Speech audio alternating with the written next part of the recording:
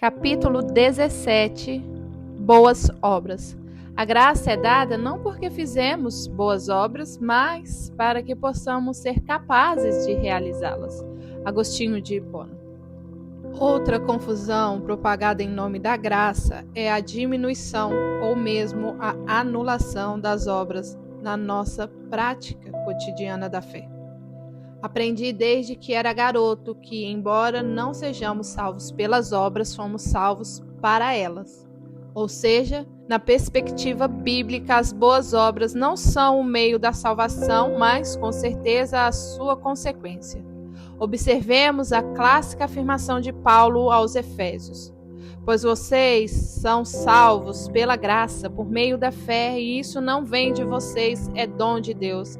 Não por obras, para que ninguém se glorie, porque somos criação de Deus, realizada em Jesus Cristo para fazermos boas obras, as quais Deus preparou antes para nós as praticarmos. Efésios 2, verso 8 ao 10.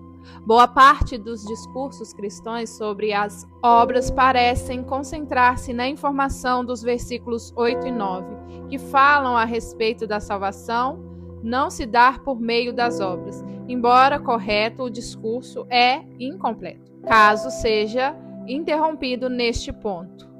Se fôssemos salvos pelas obras, estaríamos falando de mérito, não de graça. Entretanto, isso não faz das obras algo nulo ou desnecessário, pois elas são apresentadas como efeito, embora não sejam a causa da salvação.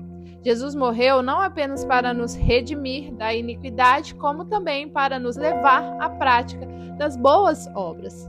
Enquanto aguardamos a bendita esperança, a gloriosa manifestação de nosso grande Deus e Salvador Jesus Cristo, Ele se entregou por nós a fim de nos redimir de toda a maldade e purificar para si mesmo um povo particularmente seu, dedicado à prática de boas obras. Tito 2, verso 13 ao 14. Insistimos em afirmar essa verdade que vem desvanecendo na prática cristã de muitos. As obras são consequência da salvação, não a causa. Aprendi isso bem cedo, e tal princípio nunca foi apresentado como contrário à graça. Aliás, o entendimento remonta ao início da era cristã e está fundamentado nas Escrituras. Pode até ter sido distorcido na época em que a salvação estava atrelada às obras, mas desde a Reforma Protestante a verdade foi resgatada. John Wesley, pregando o sermão 128, Graça Livre, em Bristol, 3 séculos atrás, afirmou que a graça divina é livre em todos a quem é dado. Na sequência, concluiu ser necessário distinguir o fruto da raiz. Não depende de nenhum poder ou mérito no homem. Não em qualquer medida, nem no todo, nem em parte. Não depende de forma alguma das boas obras ou da justiça do receptor, nem de qualquer coisa que ele tenha feito ou de qualquer coisa que ele é.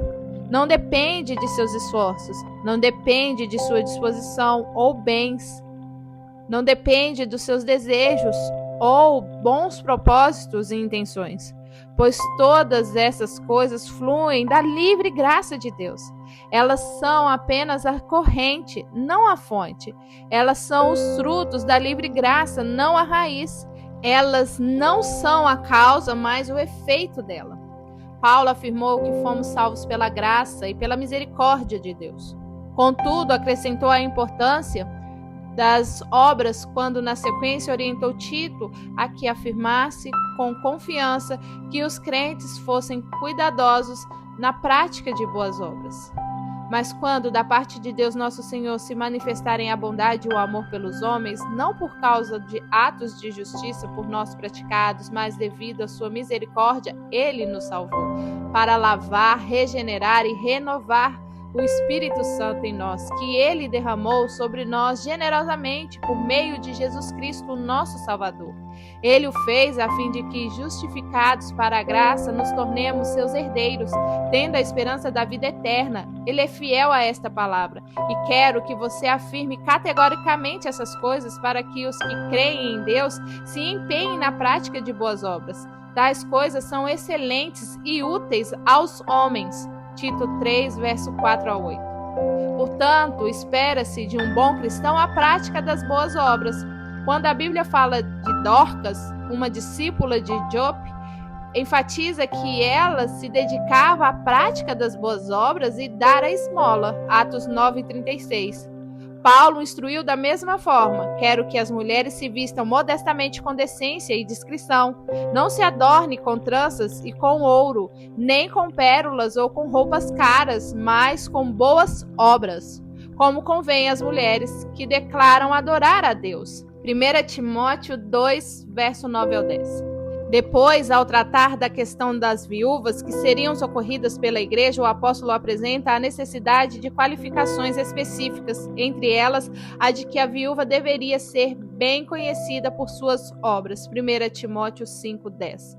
No final da mesma epístola, uma terceira menção a obras é feita na exortação de alguns irmãos que pratiquem o bem, sejam ricos em boas obras, generosos e prontos a repartir.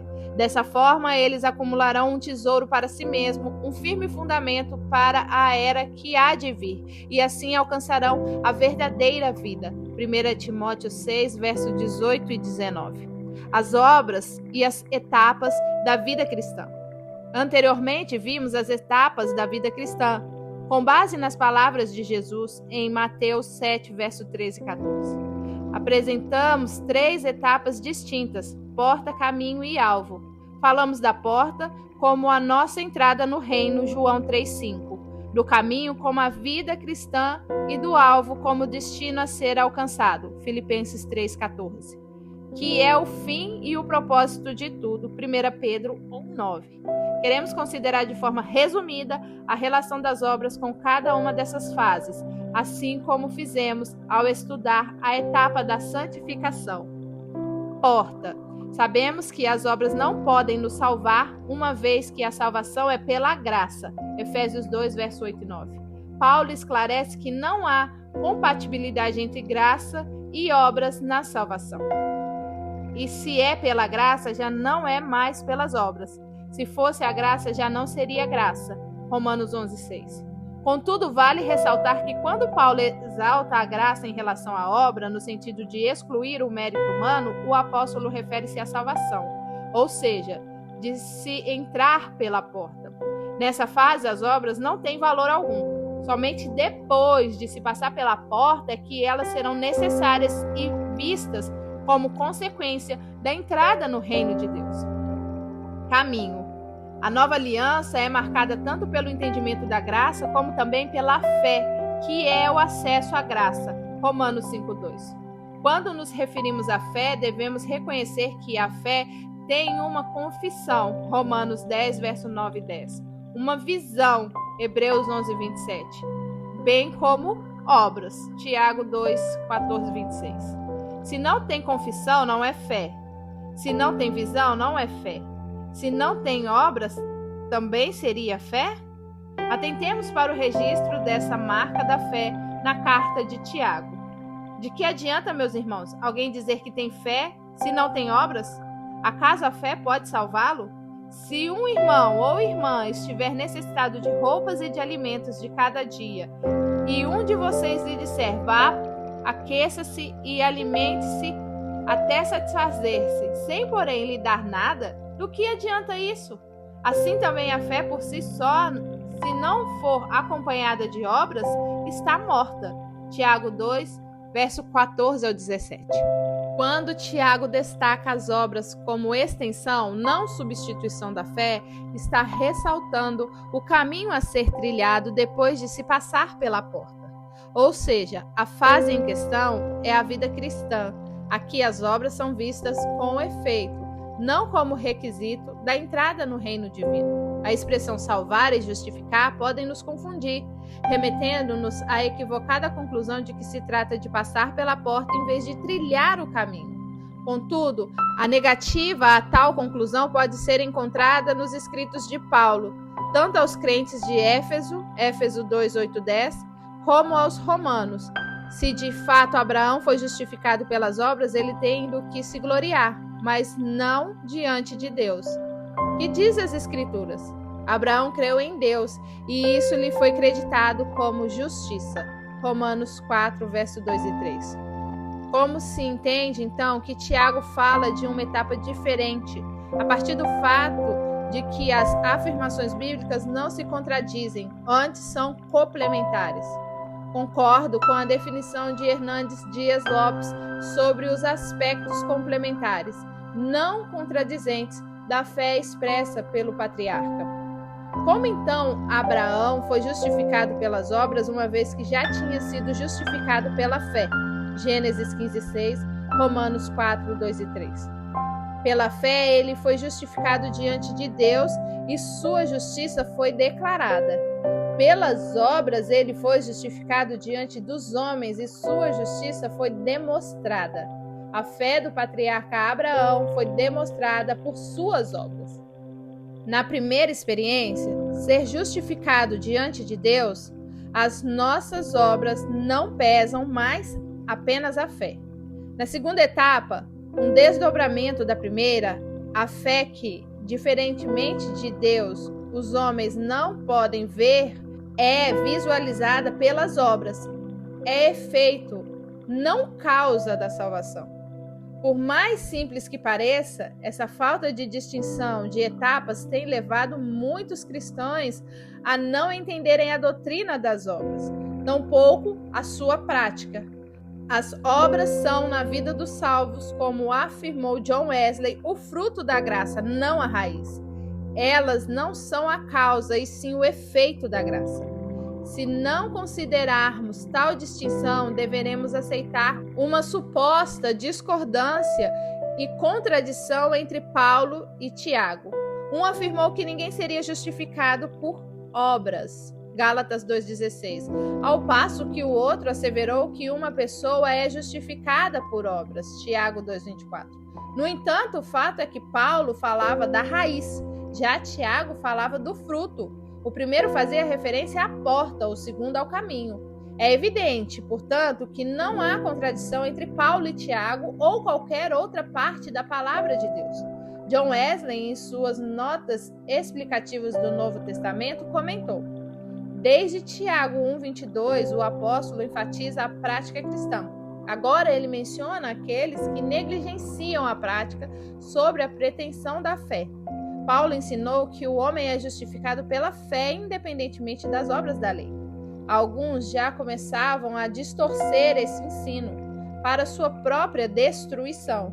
Por isso, Tiago repete, de propósito, as mesmas frases, testemunhos e exemplos que Paulo usou em Romanos 4,3 e em Hebreus 11, verso 17 ao 31.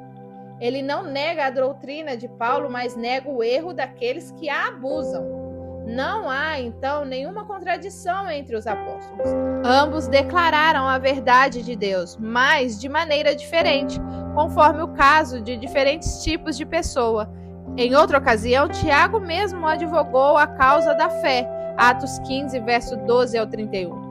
Paulo, por sua vez, também advoga pelas obras, particularmente nas suas últimas epístolas. Alvo. Quando se fala da última etapa, o alvo, o foco não está no que faremos depois de chegar lá, mas sim no que a prática das obras durante o caminho proporciona ao crente que alcança o alvo. Por exemplo, observemos o que João registrou sobre as obras no último livro da Bíblia. Então ouvi uma voz dos céus dizendo: escreva, bem-aventurados mortos que desde agora morreram no Senhor. Sim, diz o Espírito, para que descansem das suas fadigas, pois as suas obras o acompanham. Apocalipse 14, 13. O apóstolo fala sobre o fato de nossas obras nos acompanharem após a morte, ou seja, ele trata das recompensas daquilo que se usufrui depois de se ter alcançado o alvo. Entretanto, é evidente que ele trata de obras que foram praticadas ao longo do caminho e que geraram galardão ou recompensa para o período posterior ao alvo. Trataremos melhor desse assunto no capítulo seguinte. O que são as boas obras? Considerando que as obras são o transbordar da salvação já alcançada, não uma tentativa de obtê-la por mérito, como podemos definir as boas obras? Proclamação. A primeira e principal boa obra é anunciar a mensagem de Deus aos homens. Jesus, que foi poderoso em palavras e obras, Lucas 24:19, foi enviado para pregar as boas novas, proclamando liberdade aos presos e proclamar o ano da graça do Senhor, Lucas 4:18 e 19. Concordam com isso as palavras de Pedro: vocês, porém, são geração eleita, sacerdócio real, nação santa, povo exclusivo de Deus, para anunciar as grandezas daquele que os chamou das trevas para a sua maravilhosa luz. Antes, vocês nem sequer eram povo, mas agora são povo de Deus. Não haviam recebido misericórdia, mas agora a receberam. 1 Pedro 2, 9 e 10. A salvação nos é dada para ser compartilhada. Ninguém pode oferecer ao outro o que não tem, mas tem obrigação de compartilhar o que recebeu.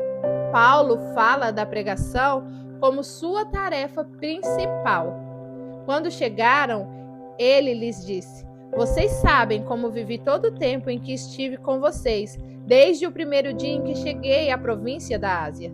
Servi ao Senhor com toda a humildade e com lágrimas, sendo severamente provado pelas conspirações dos judeus. Vocês sabem que não deixei de pregar a vocês nada que fosse proveitoso, mas ensinei tudo publicamente e de casa em casa.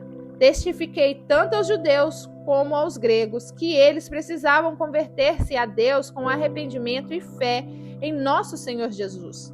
Agora sei que nenhum de vocês, entre os quais passei pregando o reino, verá novamente a minha face. Portanto, eu declaro hoje que estou inocente do sangue de todos, pois não deixei de proclamar a vocês toda a verdade de Deus. Atos 20, verso 18, 21, 25 e 27. Entristece-nos saber que há grupos cristãos que se propõem à assistência social e à ajuda aos necessitados, sem, contudo, pregar o evangelho aos que auxiliam.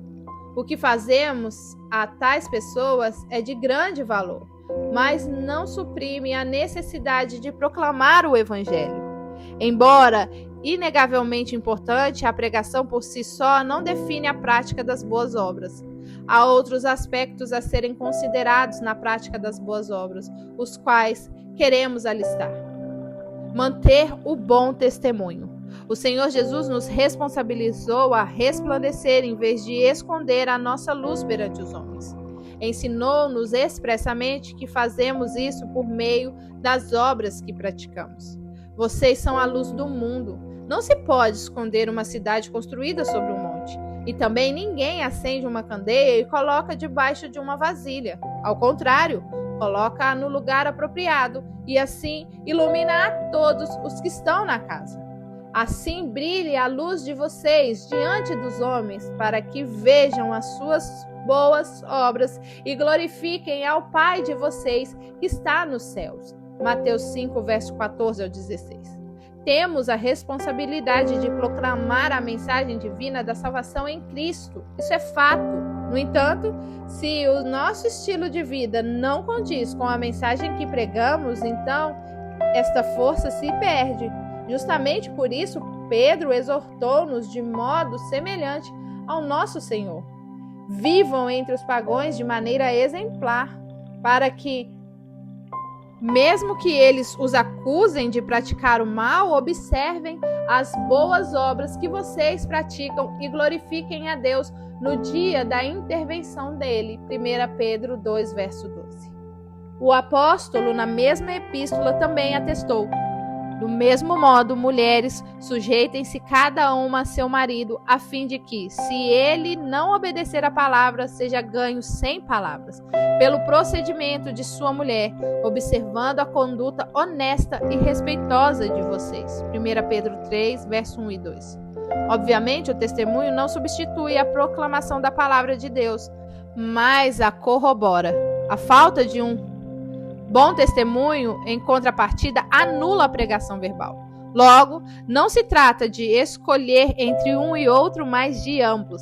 Paulo também ensina a esse respeito.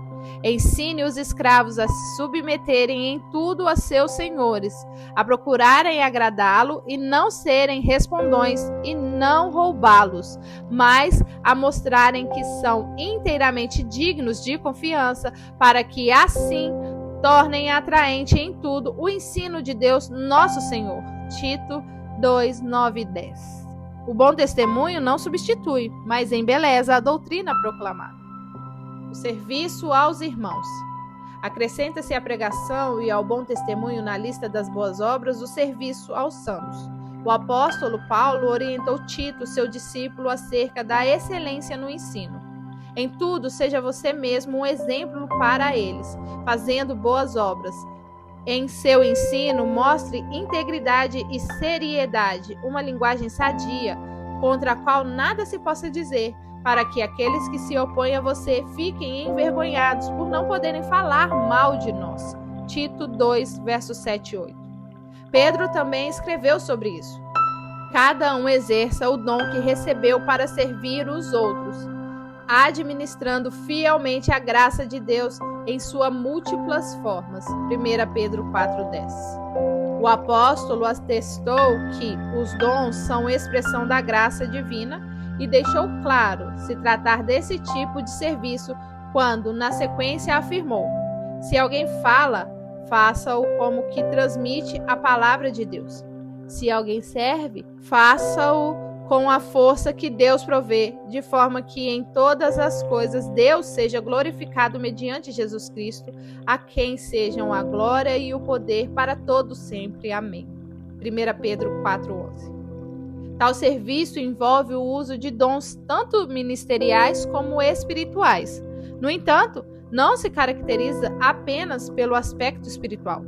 O livro de Atos registra de que modo os 12 apóstolos do Senhor se organizaram para atender às várias necessidades com as quais se depararam. Reuniram todos os discípulos e disseram: não é certo negligenciarmos o ministério da palavra de Deus a fim de servir às mesas. Irmãos, escolham entre vocês 7 homens de bom testemunho, cheios do Espírito e de sabedoria. Passaremos a eles essa tarefa e nos dedicaremos à oração e ao ministério da palavra. Atos 6, verso 2 ao 4. Obviamente, os discípulos priorizaram a proclamação da palavra sem deixar, contudo, de reconhecer o espaço e a importância de outros aspectos do serviço cristão e da prática das boas obras, como, por exemplo, atender às necessidades. Atender os necessitados. Paulo também manifestava a compreensão de que o serviço cristão era mais do que o exercício de dons de ordem espiritual. O apóstolo dos gentios afirmou aos crentes romanos: agora, porém, estou de partida para Jerusalém a serviço dos santos.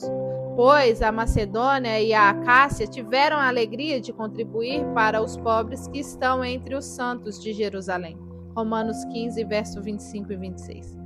Paulo também afirmou aos presbíteros da igreja de Éfeso: em tudo tenho mostrado a vocês que, trabalhando assim, é preciso socorrer os necessitados e lembrar das palavras do próprio Senhor Jesus, mas bem-aventurado é dar do que receber.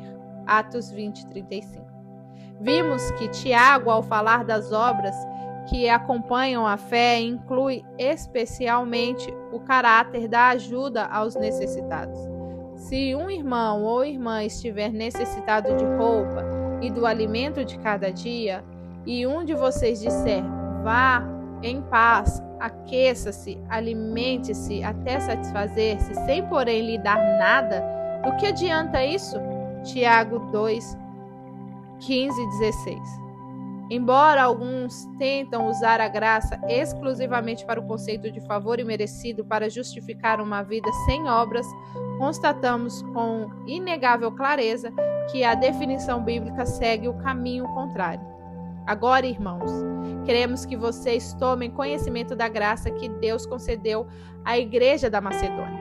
No meio das mais severas tribulações, a grande alegria e a extrema pobreza deles transbordaram em rica generosidade, pois dou testemunho de que eles deram tudo quanto podiam e até além do que podiam. Por iniciativa própria, eles nos suplicaram insistentemente o privilégio de participar da assistência aos santos. Segundo aos Coríntios 8, verso 1 ao 4. Os macedônios manifestaram graça divina ao se disporem, mesmo com falta de recurso, a participar da coleta que apoiaria os santos da Judéia. Por isso, foi-lhes dito: Deus é poderoso para fazer que toda a graça lhes seja acrescentada, para que em todas as coisas, em todo o tempo, tendo tudo o que é necessário, vocês transbordem em toda boa obra. Como está escrito: distribuiu, deu os seus bens aos necessitados, a sua justiça dura para sempre. Segundo aos Coríntios 9, verso 8 e 9. Na Almeida, revisada e atualizada, lemos: a fim de que, tendo sempre em tudo ampla suficiência, superabundeis em toda boa obra. Gosto dessa definição de Paulo. Abundância da graça significa superabundância de boas obras. Paulo testemunhou que quando subiu a Jerusalém para apresentar aos apóstolos o evangelho que ele pregava aos gentios, Gálatas 2, verso 1 e 2, e teve da parte de Tiago, Cefas e João o reconhecimento da graça que lhe foi dada, recebeu a seguinte advertência: somente recomendaram que nos lembrássemos dos pobres, o que também me esforcei para fazer. Gálatas 2, verso 10. Ou seja, o evangelho não deveria ser pregado sem oferecer ajuda material aos necessitados.